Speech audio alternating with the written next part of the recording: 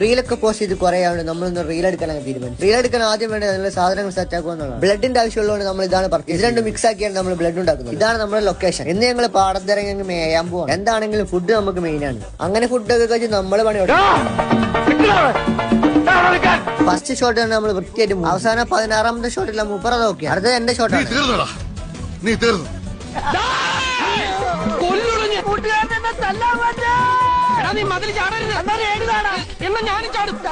പിന്നീട് അങ്ങോട്ട് പൊരിഞ്ഞാടിയായിരുന്നു. ക്യാമറയുടെ ആംഗിൾ ശരിയില്ലെന്ന് പറഞ്ഞ് പോകുന്ന പോക്കാണത്.